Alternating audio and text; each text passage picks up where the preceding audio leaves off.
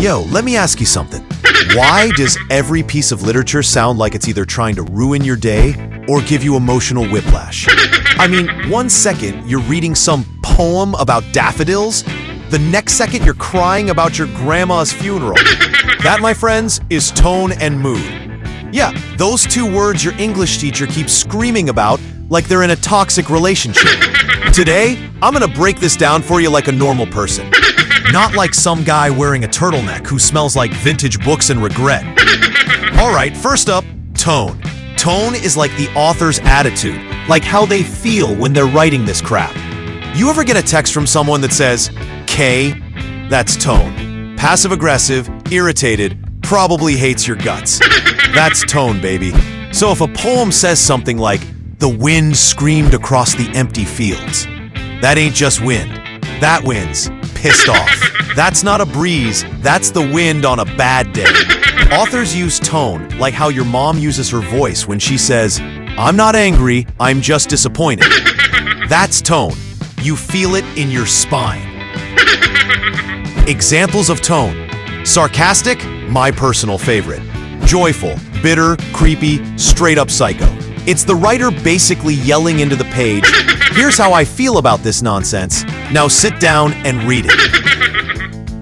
Now let's talk about mood. And no, it's not that TikTok caption you put under a sad puppy picture. Mood is how the reader feels while reading. So if tone is the author's vibe, then mood is your vibe after they emotionally slapped you with their words. You ever read something and suddenly feel like you're sinking into an emotional quicksand? That's the mood dragging you into the abyss. Let's say the story's about a kid watching his ice cream melt in the sun. If it's written all like, the final drip landed in silence as he stared into nothingness. The mood?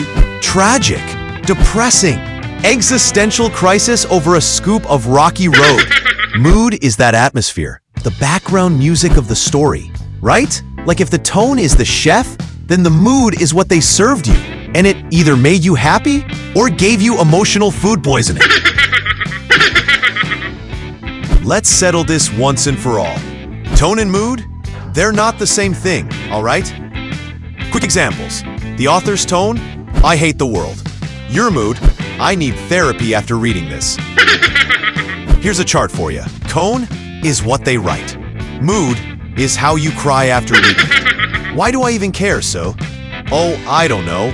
Maybe because every English test in your life is gonna ask you this, and if you say, the mood is spicy, one more time, I swear to God. But seriously, when you know the tone and mood, you actually understand the story. You're not just guessing what happened, you get why it happened. You stop reading like a robot and start feeling like a person again. Plus, it makes you better at sniffing out BS in real life.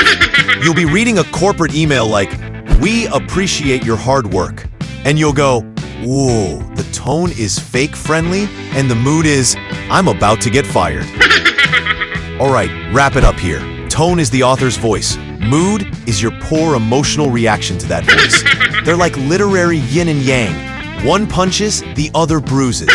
So next time you're reading something and your soul feels weird, ask yourself, what the hell is the author trying to do to me? And boom, you just understood tone and mood. You're welcome.